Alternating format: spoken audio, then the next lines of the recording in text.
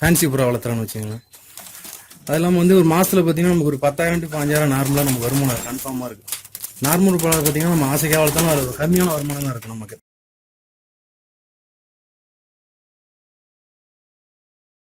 வணக்கங்கண்ணா, உங்க பேரு எந்த ஊருங்க முகவரி சொல்லுங்க? என் பேர் வினோத்குமார், நாமக்கல் டிஸ்ட்ரிக்ட் மோகனூர். ஆனா இப்ப நீங்க வந்து புறா வளர்த்திட்டு இருக்கீங்க. நார்மலா எல்லாருமே நாட்டு புறா தான் வளர்த்துவாங்க. நீங்க வளர்த்துறதுக்கும் அதுக்கும் என்ன டிஃப்ரெண்ட், என்ன பர்பஸ்க்காக வளர்த்துறீங்க? இப்போ நான் வந்து சும்மா ஒரு ஹாபி தான் வளர்த்தேன். இதெல்லாம் வருமானம் ஓரளவுக்கு பரவாயில்லைங்க, நல்லா இருக்கு. அதனால வந்து இதை ஃபேன்சி புறா வளர்த்துறான்னு வச்சுங்களேன். அது இல்லாமல் வந்து ஒரு மாதத்தில் பார்த்தீங்கன்னா நமக்கு ஒரு 10,000 to 15,000 நார்மலாக நமக்கு வருமானம் இருக்குது கன்ஃபார்மாக இருக்குது. நார்மல் புறா பார்த்தீங்கன்னா நம்ம ஆசைக்காக வளர்த்தாலும் அது கம்மியான வருமானம் தான் இருக்குது நமக்கு. அதனால தான் வந்து ஃபேன்சி புறா வளர்த்துறானு, அதுதான் காரணம் ஃபேன்சி புறா வளர்த்துறதுக்கு. அது இல்லாமல் கொஞ்சம் வளர்த்தா கொஞ்சம் நமக்கே கொஞ்சம் சந்தோஷமா இருக்கும். அதை பார்த்தோம்னா கொஞ்சம் ஃபேன்சி புறாலாம் காலைல வெளியே போச்சுன்னா மறுபடியும் சாயங்காலம் வரும், மேலே உட்காந்துக்கு இதான் அப்படி இல்லை, நம்ம கண்ணு முன்னாடியே வச்சு பார்த்துக்கலாம், கொஞ்சம் சந்தோஷமா இருக்குன்னு வச்சுங்களேன். அதுக்காக ஃபேன்சி புறா நான் வளர்த்துறாங்க. இப்போ இதுக்கு எது மாதிரியான தீவனங்கள்லாம் நீங்க கொடுக்குறீங்க?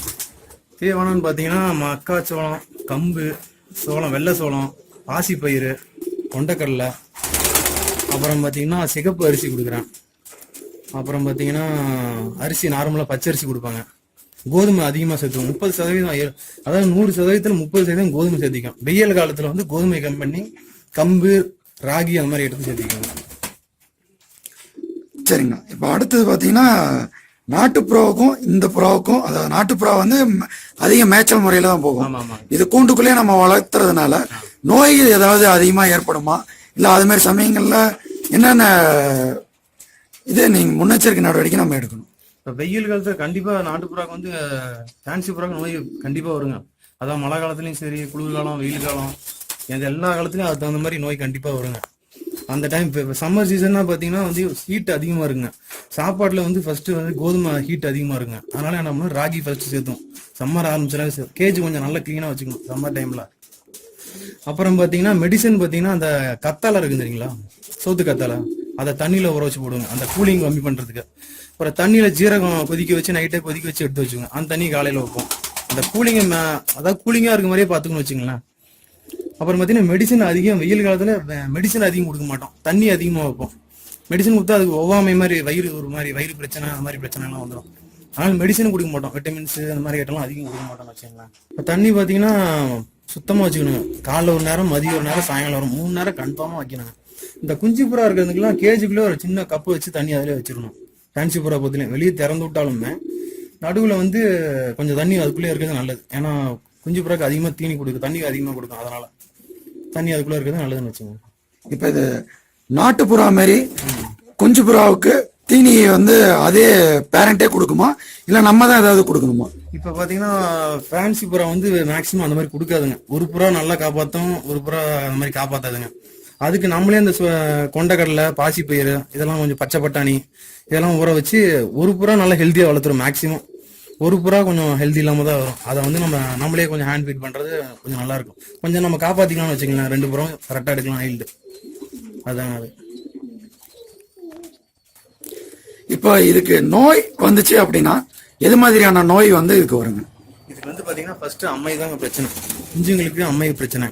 அதுக்கு வந்து மஞ்சள், உப்பு, வேப்பெண்ணெய் 3த்தையும் கலக்கி அந்த அம்மை வர ஸ்டேஜில் மேலே ஆப்பி விட்ருங்க.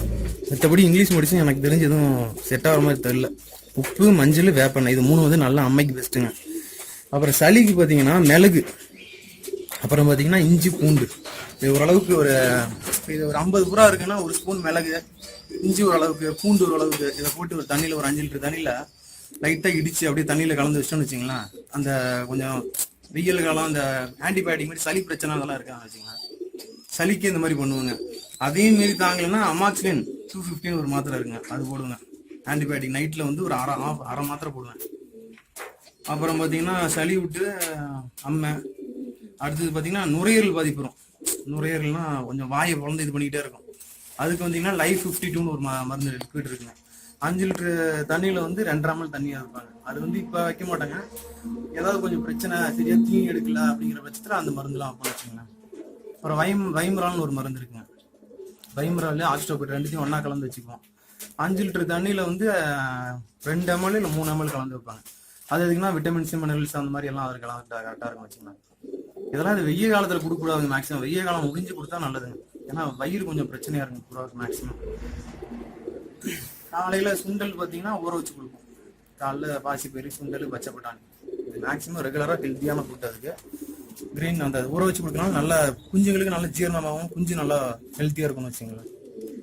இதோட நீங்க விற்பனையெல்லாம் வந்து எப்படி பண்ணிட்டு இருக்கீங்க? இப்போ வந்து இங்க மேக்ஸிமம் பார்த்தீங்கன்னா அவங்களே வந்து எடுத்துட்டு போயிடுறாங்க. வந்து மேக்ஸ் 90% வந்து இப்போ நாமக்கல் டிஸ்ட்ரிக்ட்ல பார்த்தீங்கன்னா நான் ஒரு 8 வருஷமா பண்ணிட்டு இருக்காங்க. அது நம்மளை தேடி வந்து எடுத்துட்டு போயிடுவாங்க. இப்போ பார்த்தீங்கன்னா இப்போ நீங்கள் பையங்களே பார்த்துருவீங்க, எல்லாத்துலேயும் குஞ்சு இருக்கு. இன்னும் ஒரு வாரம் 10 நாளில் பார்த்தீங்கன்னா அதில் ரெடி ஆயிருங்க. ரெடி ஆச்சுன்னா நான் ஃபோன் பண்ணி சொன்னாங்கன்னா அவங்க வந்து எடுத்துகிட்டு போயிடுவாங்க. வந்து அவங்களே மேக்ஸிமம் அந்த வீட்டில் வளர்க்குறவங்களே வந்து எடுத்துகிட்டு போயிடுவாங்க. பசங்க அந்த மாதிரி இருக்கவங்களே எடுத்துகிட்டு போயிடுவாங்க. இது நீங்க 8 வருஷமா பண்ணிட்டு இருக்கேன்னு சொல்றீங்க. இப்போ புதுசா யாராவது இது தொழில் தொடங்குற மாதிரி இருந்ததுன்னா அவங்களுக்கு உங்களுடைய ஒரு ஐடியா மட்டும் சொல்லுங்க. புதுசாக தொடங்குறேன், அதிகபட்ச பணத்தை இதில் முதலீடு பண்ணாமல், ஏன்னா பெரிய பெரிய வீடுகளை பார்த்து ஆசைப்பட்டு பெரிய பெரிய பணத்தை பண்ணி அதில் முதலீடு தயவு செஞ்சு செய்யாமல் இருந்தீங்கன்னா அது ஃபர்ஸ்ட் பாயிண்ட் நல்லதுங்க. இப்போ பேசிக்கான புறா லகான், சிராஜ் இதை மட்டும் ப்ரீட் பண்ணி ஆரம்பிச்சு உங்களுக்கு சக்ஸஸ் ஆனால் மட்டுமே அடுத்த ப்ரீடில் இறங்குங்க. ஏன்னா இறங்காதீங்க. இறங்கினா பார்த்தீங்கன்னா உங்களுக்கு அந்த புறாவை பற்றி தெரிஞ்சுக்கிறதுக்கே டைம் ஆகும். அதுக்குள்ளே பார்த்தீங்கன்னா நீங்கள் போட்ட பணம் பார்த்தீங்கன்னா ஆண் இறந்துடும். அது சரியாக மெடிசன் கொடுக்காம ஒன்று இறந்துடும். அதனால வந்து உங்களுக்கு பணம் தான் லாஸ் ஆகும். அதனால வந்து ஒரு அதிகபட்சம் ஒரு பேர் லகானு, ஒரு சிராஜ், இந்த மாதிரி இந்த 2 பேரை ஃபஸ்ட்டு ஓகே தான் இதை வளர்த்தா எனக்கு செட் ஆச்சு நான் மட்டுமே அடுத்த பேர் வளர்த்தேன். இப்போ பார்த்தீங்கன்னா 5000, 6000, 10,000 எல்லா ரேட்லையுமே இருக்குங்க. குவாலிட்டிக்கு தகுந்த மாதிரி ரேட் சொல்லுவாங்க. நீங்கள் வந்து பெரிய லெவலில் இன்வெஸ்ட் பண்ணிட்டு நீங்கள் அதில் டக்குன்னு வெளியே வராமல் ஒரு கம்மியான முதலீடு பண்ணி நீங்கள் சக்ஸஸ் பண்ணால் மட்டும் பெரிய இதில் பண்ணிங்கன்னா நல்லதுன்னு வச்சுங்க. இப்போ கேஜி முறையில் தான் எனக்கு கேட்டால் பெஸ்ட்டுன்னு சொல்லுவாங்க. ஏன்னு கேட்டிங்கன்னா இந்த பூனை இந்த மாதிரி கேஜில் பார்த்தீங்கன்னா பூனை ஈஸியாக கைவிட்டு பிடிச்சிருங்க. அதாவது நம்ம வீட்டிலே வச்சிருந்தாலும் சரி, எங்கே வச்சிருந்தாலும் சரி. இந்த மாதிரி அரைஞ்சு மெஸ்ஸு போட்டிங்கன்னா பூனையும் போக முடியாது, எலியும் உள்ள போக முடியாது. அதனால புறாவும் நல்லா இருக்கும்னு வச்சுக்கலாம். சைஸ் 1.5 அகலம் 2 அடி, உயரம் 1 அடி, நீளம் 1 அடிங்க. இந்த அளவு வச்சுக்கிட்டோம்னா புறா கரெக்டாக இருக்கும். சைஸ் அது ப்ரீடிங்கு கரெக்டாக இருக்கும்னு வச்சுக்கலாம். நீ வீட்டுக்குள்ளே வச்சு கரெக்டாக திறந்து விட்டு கரெக்டாக அடைச்சிட்டோம்னா எந்த ஒரு பிரச்சனையும் கரெக்டான நான் அந்த 45 நாள் 18 நாளில் முட்டை குஞ்சு பறிக்கிங்க. கரெக்டாக 45ஆவது நாள் நீங்கள் கரெக்டாக ஈல்டு எடுத்துலாம். அதில் ரெண்டு குஞ்சு எடுத்தாலும் 900 தாராளமாக வைக்கலாம். ஓகே, நன்றிங்கண்ணா. உங்கள் நேரத்தை செலவிட்டு இவ்வளோ நேரம் நீங்கள் சொன்னதுக்கு. இதை பற்றின மேலும் ஏதாவது எங்களுக்கு தகவல் வேணும்னா உங்களை தொடர்பு கொள்ளலாமா? குஞ்சு நீங்கள் வந்து சேல் பண்ணுவீங்களா? கண்டிப்பாக சேல் பண்ணுங்க. என் நம்பர் சொல்கிறேங்க. 9715486965 என் நம்பருங்க. நீங்கள் எப்போ வேணாலும் என்கிட்ட ஃபோன் பண்ணி கேட்கலாங்க. இது குஞ்சு இருந்துன்னா புக் பண்ணி வாங்கிக்கலாம், ஒன்றும் பிரச்சனை இல்லைங்க. டெலிவரி வந்து நீங்கள் டிரான்ஸ்போர்ட் பண்ணி கொடுத்துருவீங்களா? தமிழ்நாடு ஃபுல்லாக டிரான்ஸ்போர்ட் பண்ணிங்க. கேரளா பண்ணுவோம், இது பண்ணிக்கோங்க. ஓகேங்கண்ணா, நன்றிங்கண்ணா. மேலும் இந்த வீடியோ உங்களுக்கு பிடிச்சிருந்ததுன்னா உங்கள் நண்பர்கள் கூடவும் ஷேர் பண்ணி விடுங்க, லைக் பண்ணுங்கள். ஏதாவது சந்தேகம் இருந்தால் கமெண்ட் பண்ணுங்கள். மறக்காமல் நம்ம உழவனாங்காடி சேனலை சப்ஸ்கிரைப் பண்ணுங்கள். நன்றி.